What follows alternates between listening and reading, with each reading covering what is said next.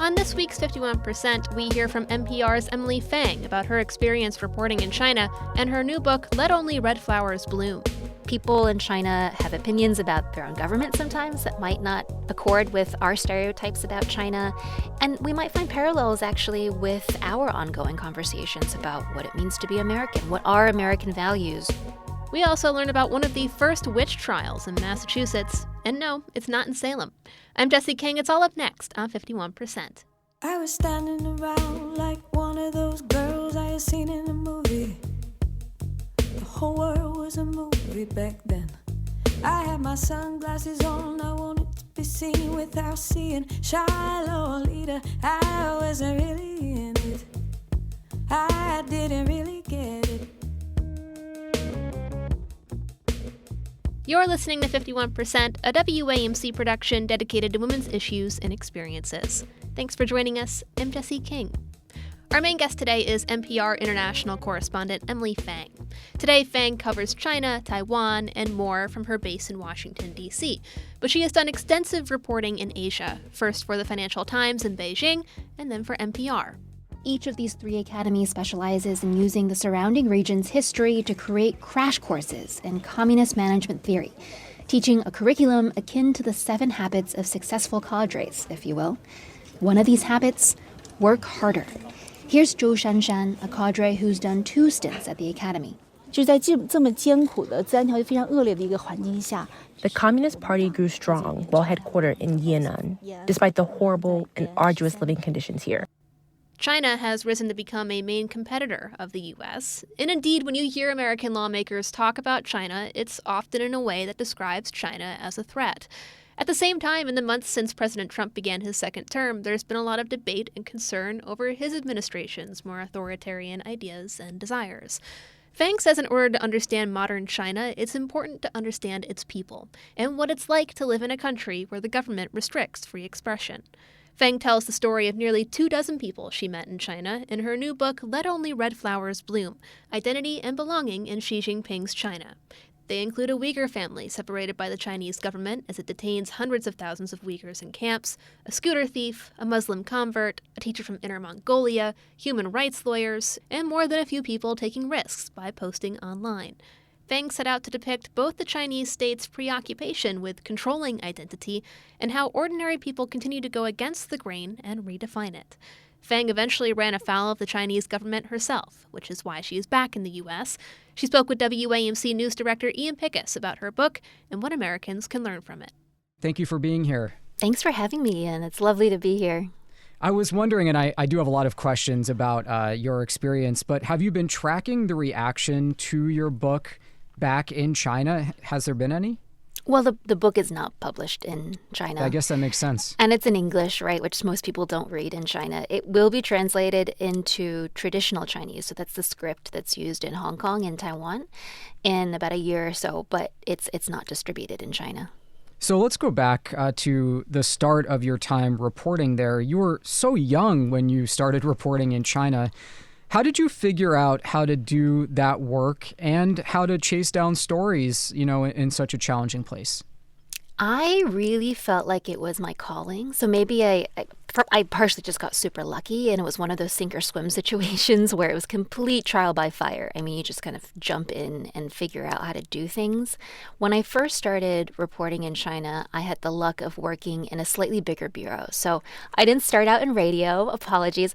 I was a print reporter, and I was working at the Financial Times, which is a broadsheet from the United Kingdom. And so I was with other people, and I could learn from them. And it was a paper that was much more focused on business and policy, so like the nuts and bolts of politics and economics in China, and just had to learn really, really quickly. And the amazing thing about China is it's complicated, it's big, it's chaotic. Things don't happen uniformly, so something that works on the East Coast is not necessarily working on the other side of the country, but it's really easy to get around. There's amazing public infrastructure. It's really physically safe for women to report there. I mean, the downside is, of course, state surveillance. Authorities don't want foreign reporters mucking around. But it was just like such an adventure. And I think it was one of those environments where I felt emboldened not emboldened maybe, but encouraged to take risks and push the envelope and see what worked. And if it didn't, you went right back to the drawing board and tried again. As you say, it's obviously a huge country, and you felt it was really important to kind of stay on the road. How come? Because things look different depending on where you sit. China, and this is what I tried to get across in the book, China is many, many, many different versions of China. Within China, there are literally hundreds of different languages that are spoken. There are different ethnic groups and cultures. The landscapes are different depending on where you go. The way that local governments from city to city, region to region run themselves are incredibly path dependent on the history these places have taken. Go back 1,000 years, these were literally different kingdoms that created different families of languages. And now it's part of one country. Over the last 70 plus years or so, we've seen the People's Republic of China become an economic superpower in the world. But that's a modern day nation state that's been grafted on top of what's been this kind of sprawling empire collection of societies over the last few millennia. And so there's just beautiful diversity, organic diversity that you find in China of all sorts. And I wanted to capture that for readers in a way that I felt like I could do for radio, for NPR. That's the beauty of audio, as you know, is you can bring people to a place that they might not get to go to themselves, but to really dive into the lived experiences of some of these characters who really stayed with me over the years, so that people understand China is not a monolith, and its people are also not a monolith. They don't think the same thing. They don't want the same things. It's clear that many of them obviously made an impression on you. I was thinking while reading your book, here in the U.S., sometimes, people just don't want to talk to reporters for whatever reason. Were folks receptive to you in your travels as, once they learned you're a foreign correspondent? How hard was it to get people to open up? One thing that I'm always so surprised by, in the best way possible, is when I come back home to the U.S., and now I live here, I moved here back to the U.S. about 3 months ago, is no matter what the politics of the country are at the time, no matter how anxious people feel, it is so easy to talk to people in the U.S., and people are really good at speaking about their feelings and telling their own stories in a narrative fashion, not just what happened, but how they felt about things as they were happening. That was one of my biggest challenges in China, is people don't want to talk. There isn't as much of an oral expression, a culture of oral expression. People are not open about their emotions. And then on top of that, you have decades of political campaigns and repressive policies that have made people very distrustful of each other in China, not to mention with U.S.-China tensions now ratcheting up again, really suspicious of foreigners, specifically American journalists. So I had a mixed experience. My parents are Chinese. I look Chinese. I speak Mandarin quite well. Sometimes that made it easier to talk to people. Sometimes it made people more suspicious because they felt like if I looked and sounded the way I did, then I was actually Chinese, and maybe I wasn't someone to be trusted because I would somehow rat them out. On the other hand, I was always surprised if you were genuinely curious, and, maybe 9 out of 10 people would refuse to talk to you, but you'd still find that one person, 10% of people, you might try 30 people, get 3 people on the record, you'd still find people who wanted to share their stories. This wasn't the case for everybody you profiled, obviously, but some people really were taking a risk by speaking to you candidly or saying something that might be counter to, the prevailing state attitude. So how did you weigh getting their viewpoints and their stories out versus what it might mean for them to say something to you? So it's always up to them if they want to do the interview. Sometimes the stories can take quite literally years because people are considering their options and whether it will help or hurt them. One example is there's a chapter in the book about a Uyghur family who have split nationalities. Some members of the family are Turkish. They have Turkish passports, even though they were born in China because they moved there when they were children to Turkey. And this Turkish man who is ethnically Uyghur, which is a Turkic minority that is present in China, he has children who also have Turkish passports, but his wife has a Chinese passport. And they find themselves caught up in this security crackdown in a western region of China, Xinjiang, where a lot of other ethnic Uyghurs have also been detained or imprisoned. And he's forcibly separated from his children, and he's trying to get them back. And I first met this man who was trying to find his children who had been taken from him by the government. I first met this man in 2020. And he didn't know if talking to a journalist was going to help or hurt his case. It could raise attention. It could also anger China, who he was in diplomatic negotiations with. And so it took about 2 years of conversations with him, where he always had the option of backing out, not having the interviews published. And eventually, about 2 years in, he decided, I've got nothing left to lose. I'm going to take this interview. And we did a story for NPR. It became a longer podcast. And it also became, as I followed the family, even after the NPR reporting was done, a part of the book. But it's a constant negotiation. It can be a lot of emotional work and time. And you might notice in the book there are some characters whose real names are not used because they wanted to tell their story, but they also, even if they themselves didn't feel like they would be personally threatened, they still have family who are in China and felt they could be in danger. And so in that case, I either used their English name, if they had one, like a nickname of sorts, or in one case, someone's Arabic pen name. Let me reintroduce you. We're speaking with Emily Feng from NPR, whose new book is Let Only Red Flowers Bloom, Identity and Belonging in Xi Jinping's China. Emily, it's like we're so intertwined with each other, America and China. You don't have to look any further than coverage of the tariff policies to see that. And I think you've hinted at this a bit, but, we tend to talk about China as like a looming threat.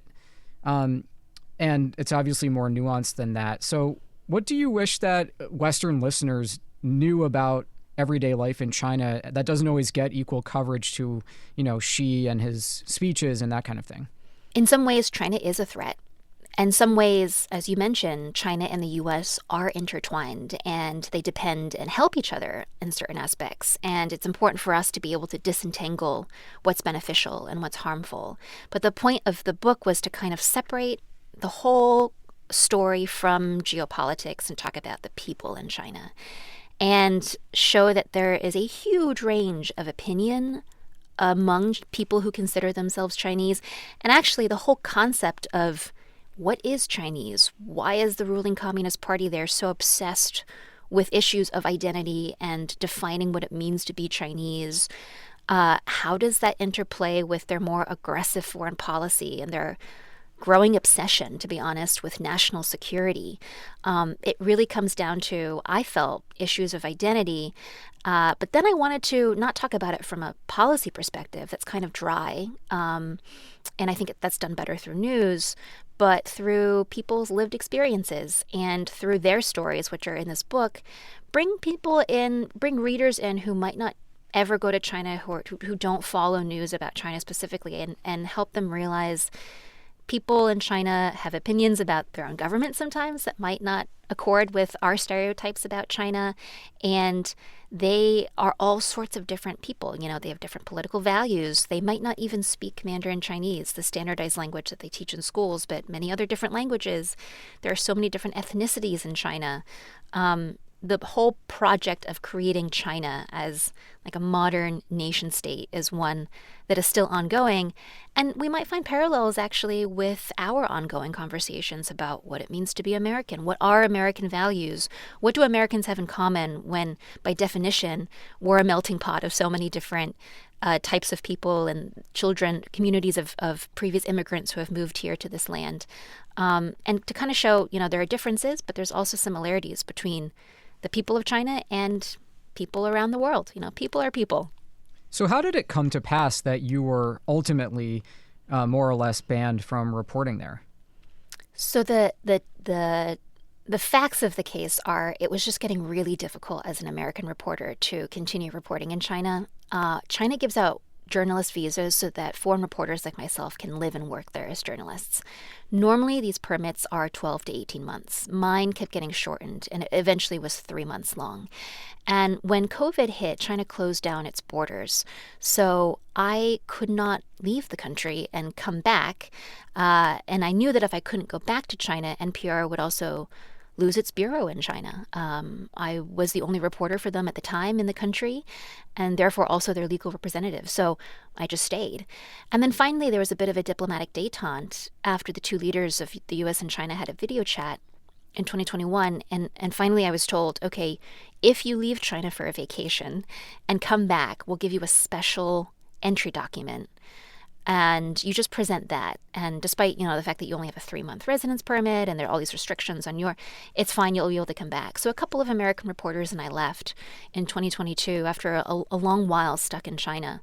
And they got entry permits and I didn't. And so we just went through months and months of negotiations with Chinese diplomats, with American diplomats who are trying to help through their political channels in China, through some senior Chinese officials in Beijing. And ultimately, they were pretty clear on the Chinese side that this was intentional. They did not want me to move back to China. So the question is why? I mean, certainly I think they were really unhappy overall with my coverage. And I want to say, I did my best to write both what they might consider positive stories, stories that I just find genuinely interesting about the people, the culture, the economics of the place, and also a lot of stories that they might consider quote unquote critical. So investigative stories about, for example, Xinjiang, where there has been mass detention campaigns against different communities of people. I would say I was doing my job, kind of covering everything in an objective manner. So, yeah, they were unhappy with the coverage. It didn't help that I was American. Doesn't help that NPR is an American organization, as U.S.-China tensions were already getting worse around that time.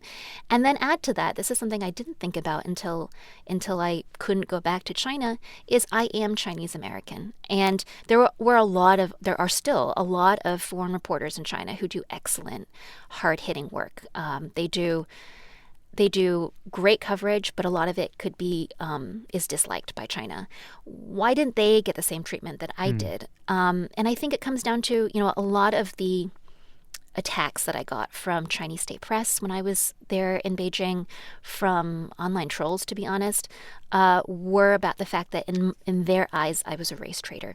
So that I was fundamentally Chinese and that I wasn't living up to being a good Chinese citizen because I was writing critical reports about China for an American organization.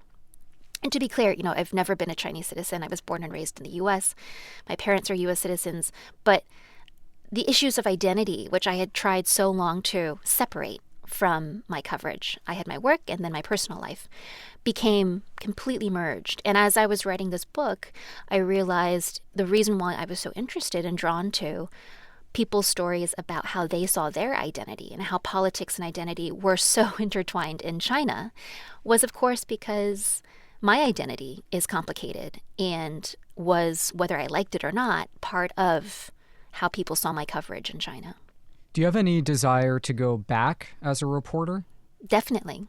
I wouldn't move there immediately now, only because it's changed so much from the China that I moved to 10 years ago, and there are a lot of interesting stories in the rest of the world, but it's a country that I still very much love and feel a connection to because I spent so much time trying to understand it and to learn its language.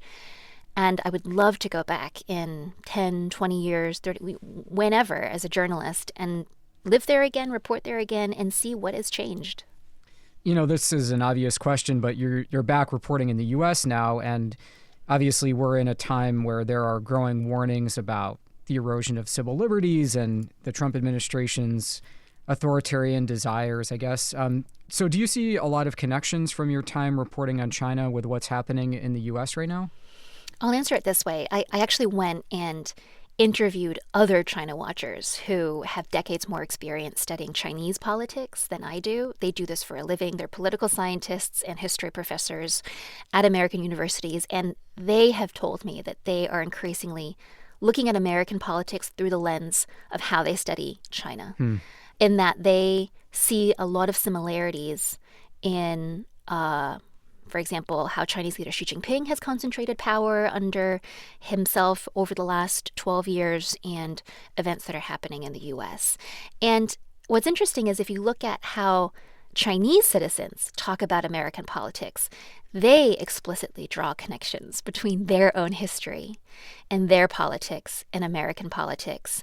And with the tariffs going on, U.S. tariffs on China, I think you see a lot of Chinese rhetoric. This is Chinese people talking to them amongst themselves, talking once again about how very much so they see American policy and politics as benefiting China.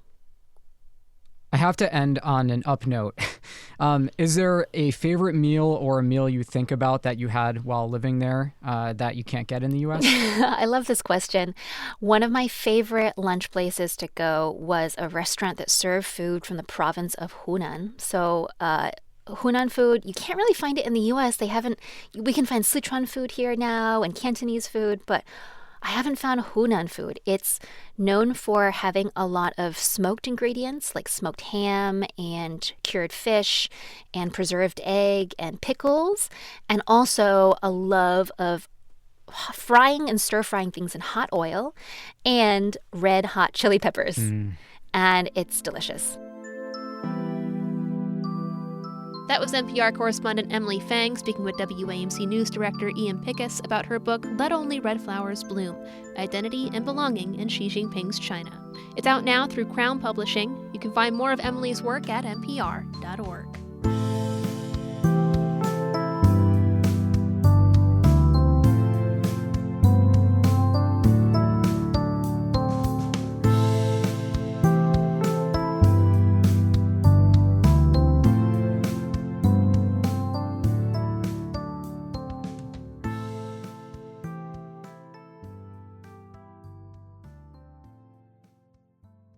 We're going to switch gears now and head to Western Massachusetts, specifically 17th century Western Massachusetts. 17th century New England saw its fair share of witch hysteria, with neighbors accusing neighbors of heresy. We've talked about the history of witches and witchcraft multiple times on this show. It's one of my favorite things to talk and read about. Some of the most infamous witch trials played out in, of course, Salem, Massachusetts. But as a new exhibition points out, the first true witch scare happened not in Witch City, but Springfield, the city of homes. WAMC's James Paleologopoulos stopped by the exhibit to learn more about those trials and how our perception of witches has changed over the years. Springfield is not lacking in terms of firsts. It's home of the first game of basketball, the first American English dictionary, and the first successful American gasoline-powered car. The Lyman and Mary Wood Museum of Springfield History showcases some of them, plus a new exhibit that spells out another first. Open through November is Witch Panic, Massachusetts before Salem, an exhibition devoted to one of the first witch panics and trials of colonial Massachusetts, complete with a fake cauldron and hearth, brooms, and a snapshot of ye old Springfield, back when only several dozen families settled by the Connecticut River. Kay Simpson is president and CEO of Springfield Museums. So not only does the exhibition really trace the remarkable events that transformed the lives of Hugh and Mary Parsons, who were accused of witchcraft in the 1600s. It also shows how the image of the witch has been transformed over the centuries. Those early days of Springfield featured plenty of uncertainty, a settlement far from Boston and Hartford that was still trying to figure itself out and survive after being founded in 1636. Less than 20 years in, though, all it took was a run of bad luck, unfortunate events, and other factors to get the town to snap and accuse a couple, the Parsons, of witchcraft. Elizabeth Kapp is the Springfield Museum's curator of history. Children got sick and died. Cows that usually gave perfect milk started giving products that just weren't working. Food went missing. Mysterious weather patterns happened. And so here's Springfield still trying to establish itself, get its feet underneath itself. And the people of Springfield wanted to know why. They wanted to know who was responsible for all of these mischievous events. Hugh and Mary Parsons were put on trial in the 1650s, predating the Salem witch trials by about 4 decades. As the new exhibit explains, the couple had a number of habits that made them prime targets. Hugh was known for his temper and also showing up at people's houses for no reason, a practice still frowned upon to this day. Mary, meanwhile, was extremely religious and often a victim of Hugh's outbursts. Already suffering from the loss of one of their children, she lost another amid the accusation. How her young son Joshua died remains unclear, though during the witch panic she confessed to being responsible. We know retroactively that they were accused of witchcraft, but they were human. They were people, just like you and me, and they had goals and hopes and dreams. And yet, for a lot of reasons, both within their control and outside of their control, they find themselves facing their neighbors and being accused of horrendous things. And so it's a story that is very fantastical because witches are quite literally fantastic. But it's also a very human story. The two stood trial in Boston, a process visitors can recreate themselves as they are asked to consider the evidence, tales of spoiling milk, visions of serpents, or simply a trowel going missing. Hugh would ultimately be found not guilty of witchcraft, as would Mary. However, she was found guilty of murder and appeared to die in prison shortly thereafter. It's a tragic tale, though maybe less intense than what befell Giles Corey and others accused of witchcraft in Salem years later, the history of which brings almost 2 million visitors to Witch City annually and has spawned plays, novels, and films, most famously The Crucible. What say you, Corey? More. Wait. Lay on. That's also half of the exhibit. The other half asks, what is a witch, and which witch is which? A gallery in pieces showing how attitudes have changed regarding witchcraft and its practitioners, softening over the years and becoming a tourism boon for Salem. Fictional witches in particular make an appearance. A wall displays everyone from the Wicked Witch of the West to the Scarlet Witch of Marvel Comics. The museum invites visitors to vote on their favorite. One of the first to cast a ballot was Springfield Mayor Dominic Sarno. Bewitched, that's who I voted for. Elizabeth Montgomery. As Cap explains, one of the exhibit's focuses is humanizing the dehumanized, while shedding light on the real people trying to live in a time of panic. At the heart of the story are human beings, and they're scared, and they're trying to figure out what's happening to their world. And so I hope people understand that there's truth behind the myths, and there's details to explore in the past, and even in some of our most iconic figures from pop culture. Reporting from Springfield, this is James Polyologopoulos at WAMC's Pioneer Valley News Bureau on the campus of Western New England University.